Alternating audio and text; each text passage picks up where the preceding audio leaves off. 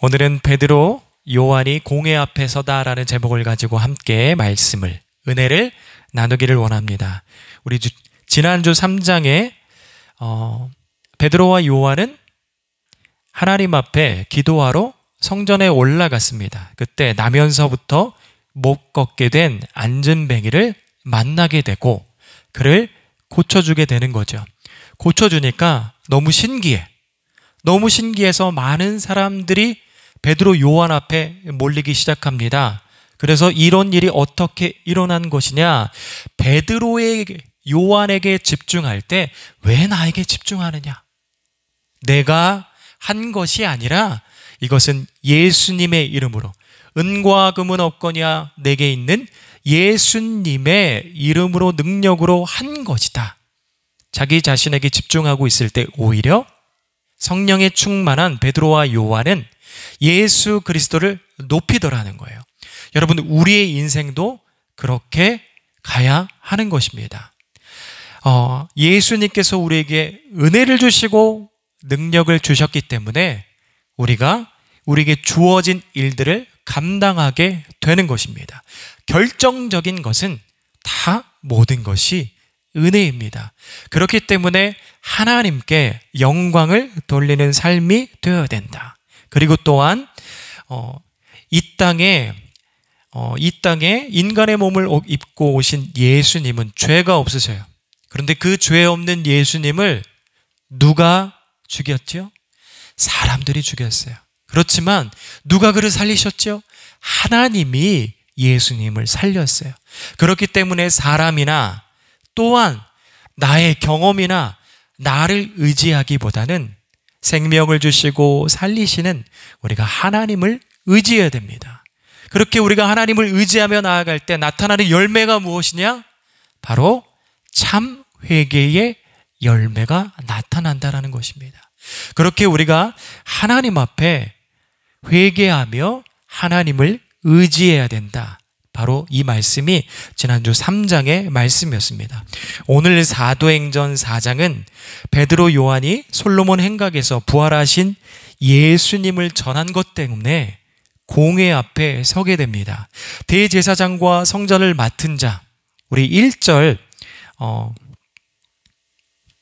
사도행전 1절 한번 읽어볼까요? 시작. 사도들이 백성에게 말할 때에 제사장들과 성전 맡은 자와 사두개인들이 이르러, 그러면서 이후에 2절에 우리가 읽어봐서 알겠지만 왜 그런 일을 하느냐? 그것을 하지 말아라. 그러면서 베드로와 요한을 3절에 보게 되면 감옥에 이틀 동안 가둬두게 됩니다. 그러나 그들이 갇혀져 있지만 말씀은 가둘 수가 없어요. 히브리서의 말씀처럼 하나님의 말씀은 살아있고 운동력이 있어, 활력이 있어, 우리의 심령과 우리의 골수를 쪼갤 수 있는 능력이 있다라고 히브리서에 그렇게 고백하고 있어요. 그렇게 하나님의 말씀은 살아있기 때문에 비록 베드로와 요한은 옥에 갇혀져 있지만 하나님의 말씀은 살아서 각 사람의 마음 가운데 돌아다니는 거예요. 그래서 그때 이 베드로가, 요한이 예수님의 부활에 대해서 선포하고 옥에 갇히게 되었지만 그 선포한 것 때문에 그날 남자만 5,000명이 회개하고 그리스도께로 돌아섰다라고 고백을 하는 거예요. 여러분, 이 당시에 예루살렘에 몇 명이 산 줄 아십니까? 3만 명 정도 살았대요. 근데 5,000명, 남자만 5,000명이 변화를 받았다라고 이야기를 하지 않습니까? 그러면 여자까지, 아이들, 어른들까지 포함을 시키면 10,000명이 좋게 넘을 거예요. 그러면 그 예루살렘 땅 안에 3분의 1이라는 사람들이 여호와께로, 그리스도께로 돌아서는 은혜가 있는 것이죠. 종교 지도자들은 이것을 싫어했어요. 그래서 그들을 감옥에 가두고 오늘 6절에 보게 되면 그렇게 고백합니다. 대제사장 안나스와 가야바와 요한과 알렉산더와 몇 대제사장의 문중이 다 참여하여 사도들을 가운데 세우고 묻되, 그러니까 베드로와 요한을 가운데 세우고 둥그렇게 그냥 반 정도 그렇게 둥그렇게 앉아서 신문하는 거죠. 너희들이 누구의 이름으로 무슨 권한으로 이런 일들을 하느냐라고 했을 때 베드로 요한은 거기서도 주눅이 들기보다는 자기가 보고 들은 그대로 또한 전하는 거예요. 복음을 전하는데 부활하신 예수님에 대해서 전합니다. 그리고 그 예수님은 건축자들은 버렸지만 우리들에게는 모퉁이 돌이 되었다. 그리고 예수님만이 우리의 유일한 구원자다라고 그러면서 12절의 말씀을 강력하게 선포하고 있습니다. 여러분, 베드로 요한은 성전에 기도하러 올라갔어요. 오후 3시에 올라갔다라고 이야기를 하는데 유대인들은 하루에 3번 기도를 해요. 제9시, 그리고 제3시, 6시, 9시 이렇게 기도를 합니다. 그러니까 아침 9시, 그리고 정오 12시, 오후 3시 이렇게 하루에 3번을 기도하는데 그렇게 오후 3시에 기도하러 베드로 요한이 성전 미문으로 가고 있었어요. 그때 나면서부터 앉은뱅이를 만나고 그를 고치죠. 사도행전 4장에 보게 되면 그는 몇 년 동안 그렇게 앉은뱅이로 있었냐라고 했을 때 40년 동안 그렇게 앉아 있었다라고 이야기를 해요. 근데 그를 보고 예수 그리스도의 이름의 그 능력에 힘입어서 그를 고칩니다. 원래 앉은뱅이는 나면서부터 그 앉은뱅이는 항상 성전 밖에서만 앉아 있었던 사람이에요. 고침을 받고 나서는 어떻게 되죠? 그가 이제는 그 성전 안으로 들어가서 참 예배자가 됩니다. 그것 때문에 사람들이 몰리는 거예요. 그래서 솔로몬 행각에서 말씀을 선포하죠. 어떤 말씀을 선포하냐면 오늘 우리가 말씀에서도 고백하고 있듯이 2절에 예수 안에서 죽은 자의 부활이 있다고 그들에게 선포하는 것이에요. 그랬더니 이 5,000명, 남자만 5,000명이나 되는 사람들이 그리스도께로 돌아오는 은혜가 있는 것이에요. 그러나 종교 지도자들, 대제사장과 사두개인 그리고 성전을 맡은 사람들은 이것을 싫어했다라고 이야기를 해요. 여러분, 이 사람들이 어떤 사람들이죠? 종교 지도자들이에요. 대제사장과 성전을 맡은 자 사두개인들은 종교 지도자들이에요. 말 그대로 그들의 신앙을 이끌고 책임져야 될 사람들이에요. 그러나 성령이 임하지 못하고 또한 말씀이 그들 마음 가운데 임하지 못하다 보니까 반대되는 행동을 해요. 그리고 그들을 사로잡고 있었던 것이 있어요. 기득권과 잘못된 종교 습관에 묶여서 하나님의 말씀이 들어올 수 없었어요. 임재할 수 없었어요. 그러다 보니까 하나님께서 원하시는 방향 가운데 또한 나아가지 못하라는 거예요. 여러분, 우리가 좀 더 그러면 대제사장과 성전을 맡은 자 그리고 사두개인들이 어떤 역할을 했는지 조금 더 살펴보도록 하겠습니다. 먼저 제사장들입니다. 제사장들은 성전에서 제사에 관한 일들 그리고 유대인들의 명절에 6월절이고 7.7절이고 수장절이고 이스라엘 사람들은 만 13세가 되면은 율법의 사람들이 된다고 해요. 그러면 그렇게 3대 절기 6월절과 7.7절과 수장절에 우리가 주일마다 하나님 앞에 예배 드리러 나오는 것처럼 그들도 시편의 찬송을 부르며 성전 앞에 나아가기 시작해요. 그리고 제사를 드리는데 그 제사를 주도했던 사람이 누구냐? 바로 대제사장이에요. 그리고 그 대제사장들은 성전 안에서는 서열 1위예요.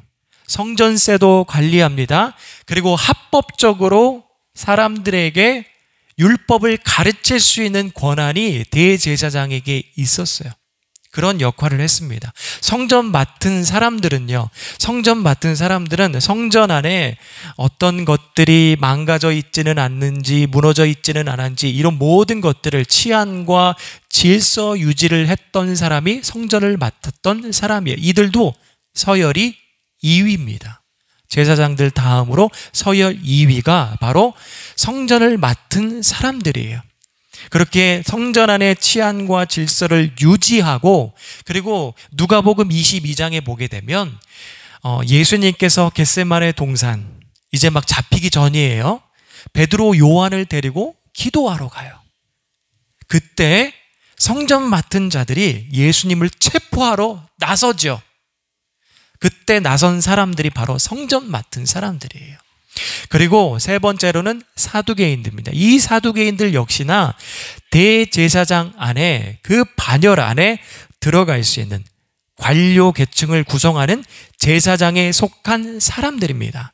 그리고 이들 중 대부분이 사내들인 공회원에 해당되는 사람들이에요.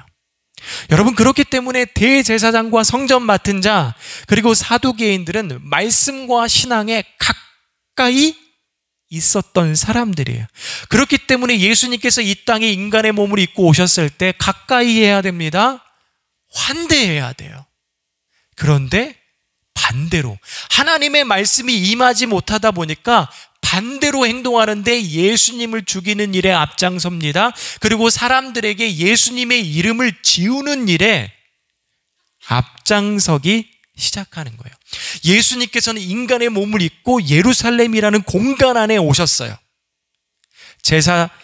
제자들도 봤습니다. 이 5,000명뿐만 아니라 수많은 사람들도 봤어요. 그리고 종교 지도자들도 예수님께서 하신 기적과 일들과 권세 있는 가르침에 대해서 함께 그 공간에서 봤어요. 그런데 한 부류는 말씀이 임하고 말씀 가운데 반응하지만, 한 부류는 말씀이 임하지 않고 말씀과 상관없는 반대 방향으로 움직이더라는 거예요. 여러분, 이런 광경이 사도행전 4장에만 있는 게 아니라 구약의 사무엘상 3장에도 등장을 하는데요. 여러분, 사무엘 3장 보게 되면 사무엘과 엘리 제사장이 등장을 해요. 그리고 나서 3장 1절에 뭐라고 고백을 하냐면, 하나님의 말씀이 그때는 임재하지 않았다. 그리고 환상조차도 보이지 않았다. 2절에서는 뭐라고 고백을 하냐면, 엘리 제사장이 눈이 어두웠다라고 그렇게 고백을 해요. 여기서 눈이 어두웠다는, 단지 보는 것이 어둡다라는 게 아니라 영적으로 눈이 어둡다라는 것까지도 포함이 되는 거예요. 그때 어떤 일이 벌어졌냐면, 이 엘리 제사장과 사무엘이 성막이라는 곳에서, 성막 가까이서 같이 함께 생활을 했었어요. 정확하게 우리가 어떤 모습인지 우리가 정확하게 고증할 수 없지만, 성전 가까이 법궤가 실로에 있었는데 그 법궤에 가까이 같이 함께 살고 있었다라는 거예요. 그때 하나님의 음성이 들립니다. 사무엘아, 사무엘아 부르는 거예요. 당연히 엘리 제사장이 부른 줄 알고, 제사장님 절 부르셨어요? 그렇게 달려가서 반응하는 거예요. 그랬더니 엘리 제사장이 나 부른 적이 없다. 두 번째, 세 번째, 그렇게 음성이 들리는 거예요. 그리고 똑같이 엘리 제사장에 갔는데 나는 널 부른 적이 없다. 그랬더니 세 번째 뭐라고 이야기를 하냐면, 만약에 또 한 번 너의 이름에 누군가가 부른다면 그렇게 대답을 하여라. 너를 부르거든 하나님 저에게 말씀하소서 라고 그렇게 대답을 하면 된다. 그러면서 엘리 제사장이 대답하는 것조차도 가르쳐 주게 돼요. 여러분, 똑같아요. 엘리 제사장도 사무엘도 같은 공간 안에 있었어요. 그런데 누구는 하나님의 음성을 듣는데 누구는 하나님의 음성을 듣지 못하다라는 거예요. 같은 공간 안에. 오히려 여러분, 엘리 제사장이 들어야 되는 거 아니에요? 그런데 아이러니하게도, 희한하게도 종교 지도자들도 하나님의 말씀이 임하지 못했던 것처럼 엘리 제사장에게도 하나님의 말씀이 임하지 않더라는 거예요. 여러분, 신약에도 이 모습이 나오는데 누가복음 3장입니다. 제가 한번 읽어볼게요. 디베료 황제가 통치한 지 15해 곧 본디오 빌라도가 유대의 총독으로, 헤롯이 갈릴리의 분봉왕으로, 그 동생 빌립이 이두레와 드라고닛 지방의 분봉왕으로, 루사니아가 아빌레네의 분봉왕으로, 안나스와 가야바가 대제사장으로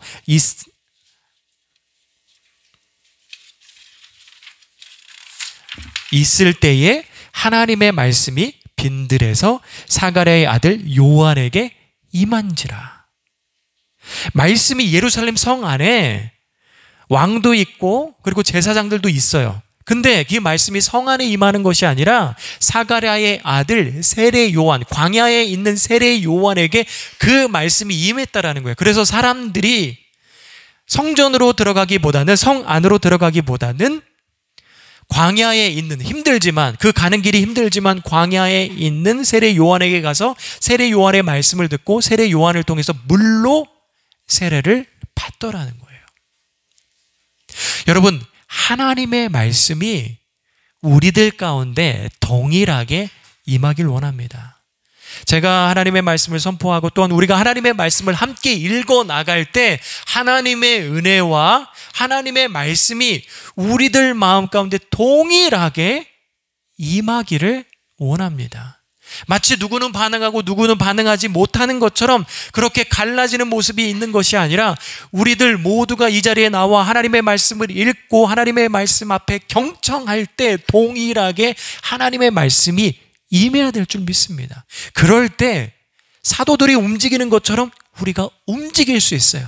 그리고 하나님께서 원하시는 방향 가운데 우리가 함께 걷고 함께 설 수 있는 은혜가 우리들 가운데 주어지는 것이에요. 같은 방향으로 가지 않으면 고린도전서처럼 하나님의 교회지만 문제투성이, 그리고 또 다른 목소리를 내기 시작하더라는 거예요. 여러분, 이렇게 갈라짐의 반응이 나타나는 것이 아니라 하나님의 은혜가 동일하게 우리들 가운데 임하는 은혜가 있길 원합니다. 그리고 이 말씀이 임하고 움직이는 데 있어서 걸림돌이 있어요. 종교 지도자들, 아까 제가 이야기했지만 어떤 것들이 걸림돌이 되었죠? 바로 기득권이에요. 그리고 잘못된 종교 습관이 하나님의 말씀이 임하는 데 있어서 걸림돌이 되었던 거예요. 혹시 여러분, 우리들 마음 가운데, 우리의 삶 가운데, 모습 가운데 그런 것들이 있지 않습니까? 그렇다면 하나님의 은혜를 구해야 돼요. 기도해야 돼요. 참 회개를 통하여 우리가 마땅히 기도해야 될 것들, 마땅히 내려놓아야 될 것들을 생각나게 하시고 내려놓는 은혜가 있어야 됩니다. 그럴 때 우리 안에 하나님의 임재가 있고 말씀의 임재가 있고 하나님께서 원하시는 뜻 가운데 움직이며 방향 가운데 나아가게 될 줄 믿습니다. 이 제자들은요, 하나님의 말씀이 임하고 움직였어요. 그래서 뭐라고 선포하냐면 예수님의 부활이 있다, 내가 보았다, 내가 들었다, 내가 만졌다 라고 그러면서 예수님의 부활에 대해서 강력하게 선포합니다. 그리고 그것 때문에 공회 앞에 서게 되는 것이에요. 여러분, 우리들도 공회 앞에 선다 할지라도 우리에게 불이익이 찾아오고 때로는 박수보다는 핍박이 찾아온다 할지라도 예수님의 부활에 대해서 믿고 전하는 그런 제자가, 성도가 되길 원합니다. 여러분, 예수님의 부활은 확실히 있었습니다. 그리고 이 예수님의 부활이 확실히 있었다라는 것을 증명하기 위해서는 세 가지 요건이 충족이 돼야 된다고 합니다. 한번 따라해 볼까요? 첫 번째가 직접적인 증거. 한번 따라해 볼게요. 시작. 직접적인 증거. 두 번째가 물적 증거. 세 번째가 정황적 증거.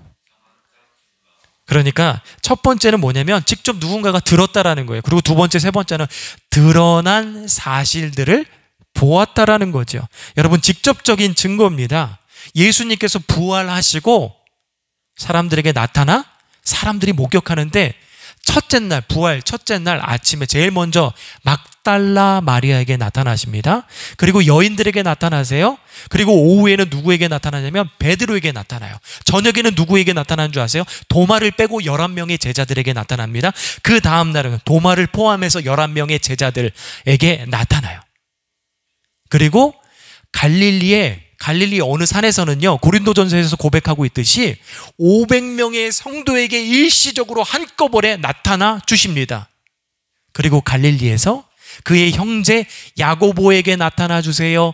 그리고 다메섹 도상에서 마지막으로 사도 바울에게 나타나 주십니다. 근데 예수님의 부활에 대해서 믿지 않은 사람들은 뭐라고 이야기했냐면 이거 환각이다. 제자들이 환상에 빠지거나 환각에 빠져서 잘못 본 거야 라고 그렇게 이야기를 하는데 이거는 말이 안 돼요. 왜냐하면 그러면 누군가에게만 이런 환각이 일어나야 되잖아. 근데 너무나도 많은 사람들이 봤어요. 예수님의 부활에 대해서 봤어요. 그리고 예수님께서 부활하시고 어떻게 했죠? 제자들과 식사를 했어요. 환각 중에 누가 식사를 해요? 그렇죠? 식사를 했어요. 그리고 한 번, 두 번도 아니고 사도행전 1장에 보게 되면 40일 동안 제자들에게 나타나서 무엇을 가르쳤죠? 하나님 나라 일에 대해서 가르쳤어요. 그렇기 때문에 환각설이다, 예수님의 부활을 믿을 수 없다라고 주장하는 사람은 터무니없는 거예요. 말이 안 되는 거예요. 그렇기 때문에 직접적인 증거는 분명한 충분적인 요건이 될 수 있는 거예요. 그리고 두 번째로 물적 증거, 그게 뭡니까? 가장 큰 거는 예수님의 빈 무덤이에요. 예수님의 무덤에 만약에 그것이 거짓말이다라고 하면은 시체가 있어야죠. 그런데 없었어요. 빈 무덤만 있었어요. 그래서 이 부활을 인정하지 않는 사람은 또 어떤 걸 제기하냐면 제자들이 훔쳐갔어, 도둑설을 제기해요. 예수님의 시체를 훔쳐갔다, 그렇게 도둑설을 제기하는데 이것도 말이 안 됩니다. 왜 말이 안 되냐면 예수님의 빈 무덤 앞에는 뭐가 있었냐면 큰 돌이 그 앞을 가로막고 있었어요. 근데 베드로와 요한이 그거를 움직일 수 있을 만한 힘이 없었어요. 제가 왜 베드로와 요한만 얘기한 줄 아세요? 나머지 11명의 제자들의 이름을 거론하지 않은 줄 아세요? 그들은 예수님이 십자가에 못 박히자마자 예루살렘 밖으로 다 도망갔어요. 예루살렘 안에는 베드로 요한밖에 없었어요. 그렇기 때문에 제가 베드로 요한만 얘기하는 거예요. 베드로 요한이 그 돌을 굴릴 수 있을 만한 힘이 없었어요. 그리고 그 앞에 누가 있었냐면 로마 병사들이 16명이 그를 지키고 있었어요. 그 무덤을 지키고 있어요. 16명이요. 그러니까 16대의 CCTV가 있었는데 그거를 뚫고 가서 예수님의 시체를 가져왔다? 말이 안 되는 거예요. 그리고 누군가 졸 수도 있잖아요. 근데 한꺼번에 졸 수 있다? 그것도 말이 안 되는 거예요. 그리고 만약에 정말 예수님의 시체가 도둑 맞았으면 찾아와야죠. 그리고 가져간 사람을 재판하거나 심판해야죠. 근데 그런 일이 역사에 없었어요. 그리고 여러분, 유대인들은요 자기에게 영향을 준 종교 지도자들의 무덤을 숭배했어요. 그 앞에 찾아갔어요. 그런데 제자들, 예수님을 따르고 예수님을 믿는 사람들, 어떤 사람들 중에 한 사람도 빈 무덤에 가서 그 무덤을 숭배하는 사람이 없었습니다. 왜? 그 무덤에는 예수님이 없었기 때문에, 빈 무덤이기 때문에. 그렇기 때문에 이 물적 증거도 충분한 요건이 되는 것입니다. 그리고 세 번째로는 정황적 증거인데, 예수님께서 부활이요 하루아침에 나온 게 아니라 계속해서 그 제자들과의 3년 반 동안 공생의 생활을 할 때, 동고동락하면서 생활할 때 계속해서 순환과 부활에 대해서 예고하셨어요.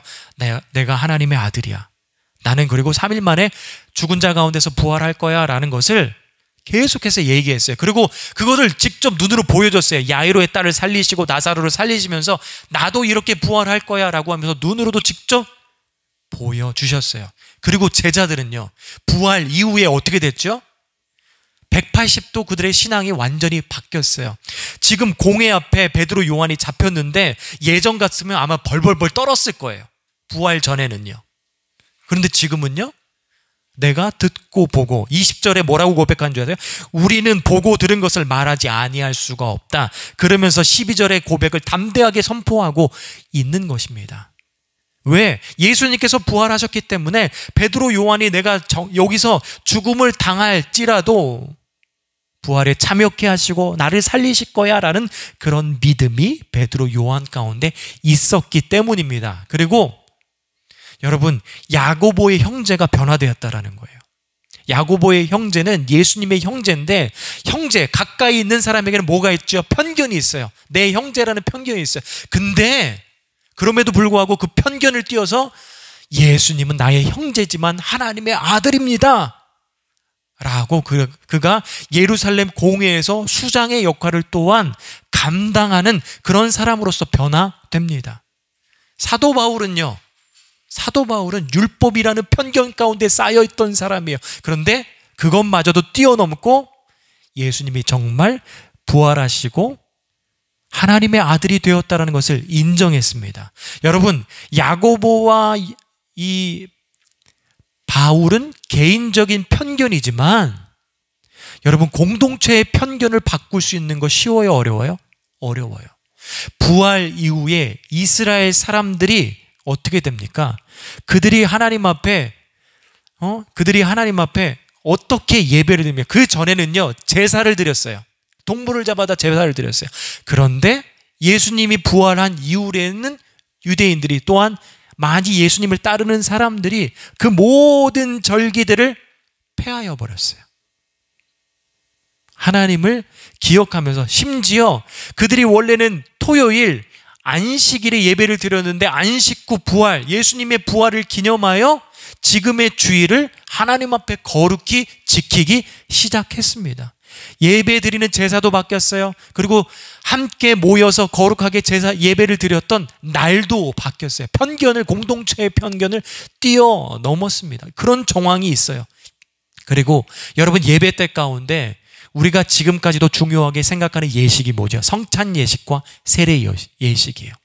하나님의 부활에, 예수님의 부활의 임재와 연합을 상징하는 것이에요.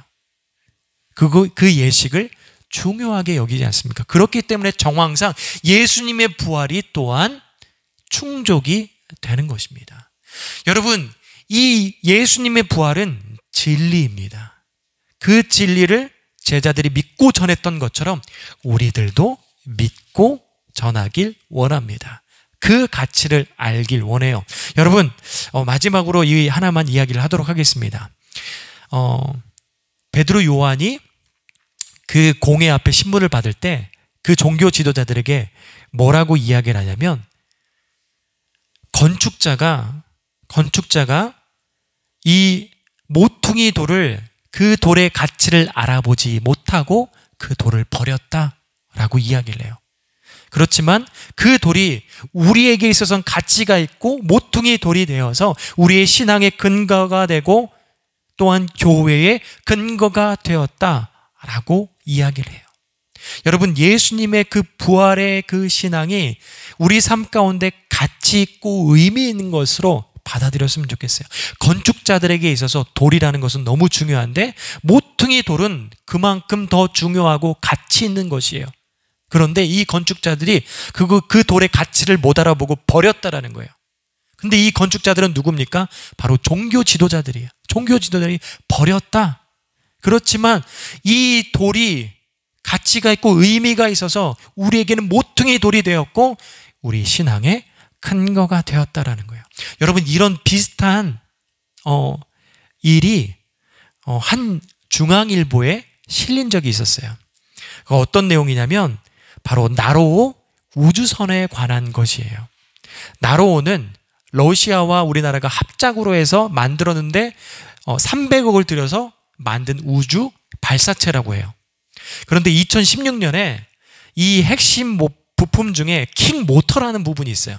근데 이 모터라는 거를 잘 구분을 해가지고 보관을 해야 되는데, 전시 후에 보관을 해야 되는데 어떤 일이 벌어졌냐면 고물상에 팔아버린 거예요.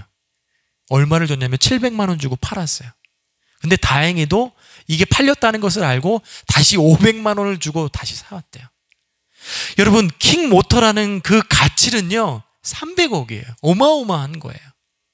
역사적으로 어마어마한 거예요. 근데 순간 그 가치를 못 알아보고 고물상에 팔아버린 거죠. 여러분, 예수님의 부활은요 이 킹 모터보다, 그 어떠한 것보다 가치 있는 것입니다. 근데 대제사장과 성전 맡은 자와 사두개인들이 이것을 버렸어요.